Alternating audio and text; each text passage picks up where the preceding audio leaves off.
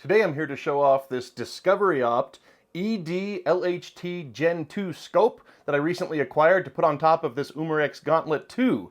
I'm Dustin and you're watching Legacy Airguns.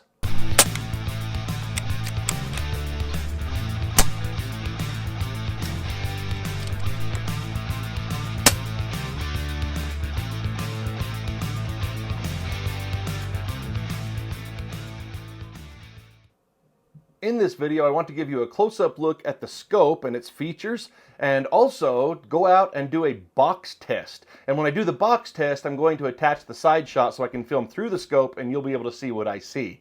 Well, let's get started with a close-up.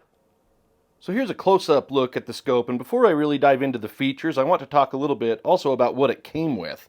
It came with covers, front and back. The front is a flip-up cover, back is not, it just pops on and off.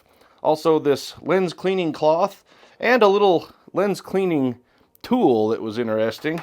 Also came with a sunshade. I love those. Sometimes out in the prairie dog fields, especially near sundown or sun up, that can be really handy when the sun is down close to eye level. And check this out. This came with it too. I love this. I had actually purchased these one of these once quite a while ago, and this is the first time I've seen a scope come with it. And if you're not familiar with what that is, it's a leveler. This piece goes right on your Picatinny rail, and if you don't have a Picatinny, it works with some others, but it works best on the Picatinny rail.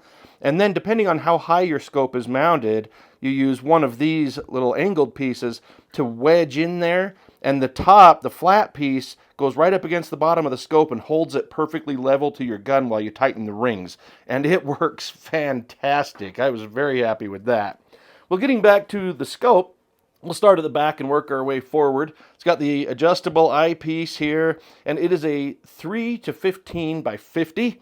And if you're not sure what those numbers mean, it means it's 3 to 15 magnification, and that's adjusted right here, and it's a very smooth turning adjustment. And the 50 means a 50 millimeter objective lens. These rings came with the scope also, and they are very beefy rings. I was very happy to use them.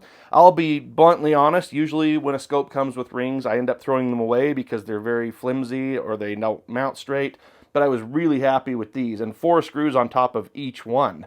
Coming up to the turrets, this is your adjustment for elevation. The adjustments are in mil radians, and so is the reticle is also in mils, so that's nice. I've actually seen scopes where sometimes it'll have, say, MOA turrets and mil reticle, or the other way around, which makes no sense whatsoever to me, but it's fairly common out there. But this is mil on both. Does not have a 0 stop, but that's okay.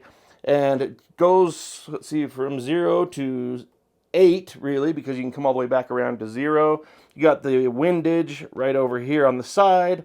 And to take these off, it's just, I use the side of my house key. You can also use a coin to undo that screw.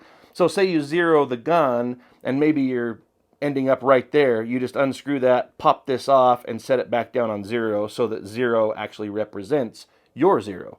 Over here, you've got the side parallax adjustment, and again, very, very smooth. Everything on this just works smooth, and these clicks, hopefully you can hear those, very audible, and there's not really any slop in them. They adjust extremely well. Then over here, you also have an illuminated reticle. I never really use those. It actually sort of messes with my eye. I've got an astigmatism in my right eye, but if you like illuminated reticles, you do have that, and there's an off position between each brightness setting, which is nice. You don't have to go all the way back around, say, to 0. So there you have it, a nice close-up look at Discoveryopt's Ed-lht Gen 2. Well, now let's head out to the range and we'll do the box test. If you're not familiar with how a box test works, I'm going to be aiming my reticle at the bullseye of a target, and I'll shoot and hopefully hit the bullseye. That would be ideal for the first shot. But then I'll adjust my turrets up 4 mils, and then fire at the bullseye again, but I should hit 4 mils high, even though I'm aiming at the bullseye. Then I'll move 4 mils left, still aiming at the bullseye, and I'll continue this all around, so I should have a shot in the bullseye, and then a shot high, and then here, here, here, here, here, here, here, and here, and then ending in the center again. So, if you followed all that, let's get out and give it a try. Before I get started, I'm just going to take a little sighter shot at the target in the lower left corner. And here we go.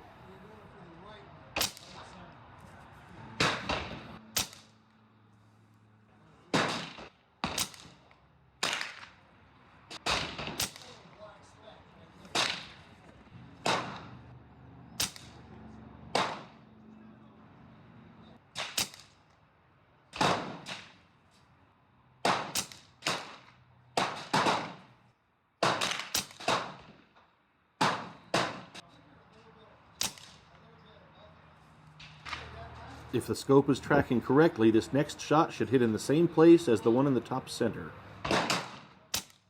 And that was right in the same hole. Now both turrets are set back to 0, which should bring the shot back to the bullseye. Well, there we have it. There is the result from the box test. That last shot is not exactly perfect, but almost touching the hole from the first shot. It's just a little to the left. This was done at 25 yards, and that is still close enough that I would consider it to be part of a great shot group.